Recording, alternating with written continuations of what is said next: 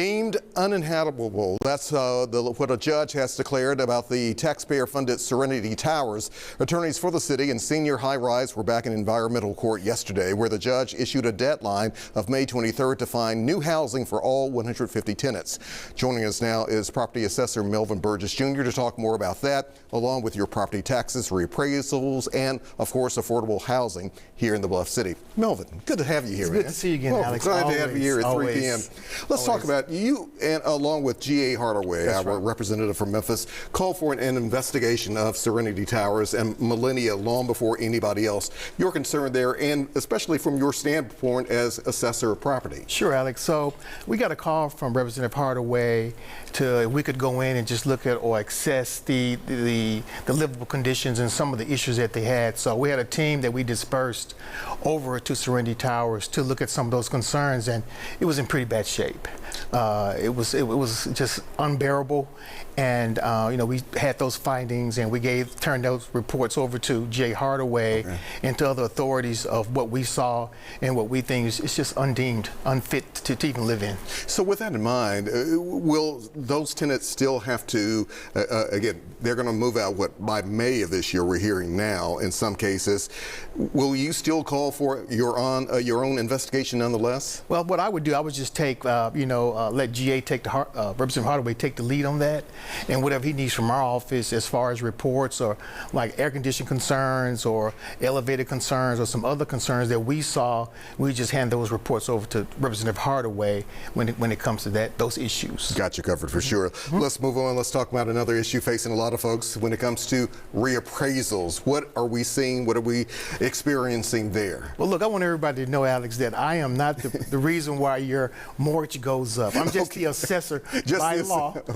My job is just to assess the properties. You know, it's a 4-year cycle. So the last reappraisal we went through was 2021. So now it's up again in 2025. So you'll be getting some notices in the mail around March. We send those notices out, you know, saying what your values are. And the values are going to be high again, up to 27%.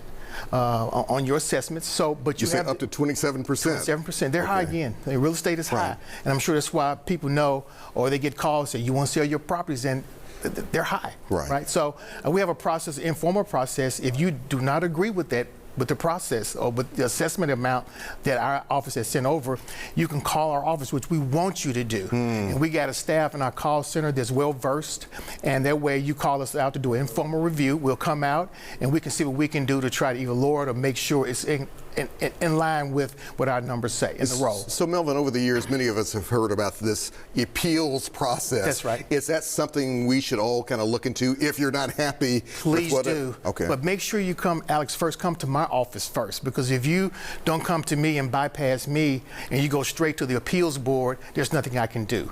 So the assessor is saying, please come to the assessor's office. We want homeowners to appeal it if you feel it's not right.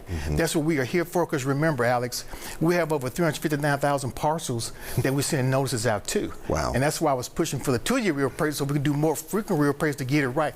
It's my job to get those numbers right, and I feel this year we are right on target, you know, with the amounts of the assessments. But please come see the assessor first before you go to the appeals board. We got you covered there. What about property taxes? What are we looking at with that? Well, you know, of course, as the assessor, I send my roll over to Regina Newman, who's our trustee, and then from there, the state will come in, because there is no windfall off a reappraisal, meaning that you can't make a profit off of it.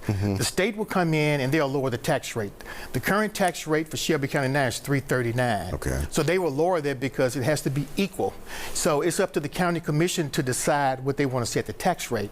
So that's where what your property taxes will be or what your mortgage will be paid. So it's up to the county commission to determine what the tax rate is. All right, Melvin, we want to also talk about home ownership, affordable housing, which can be a challenge for so many people in the city of Memphis, especially our younger people. What are we seeing there? What are your concerns in making sure that some of the young people who are from Memphis or who are interested in moving to Memphis stay here, with opposed to maybe moving someplace else? Alex, my first concern is we looked at our numbers, and we have at least 2,000 Shelby County's moving out of Shelby County. And guess what? Nashville is gaining 5,000.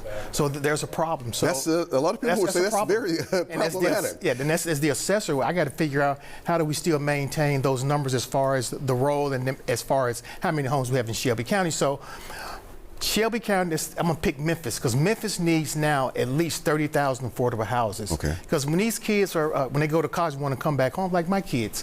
My kids both of them went to school in Atlanta. One stayed in Atlanta, one went to New York.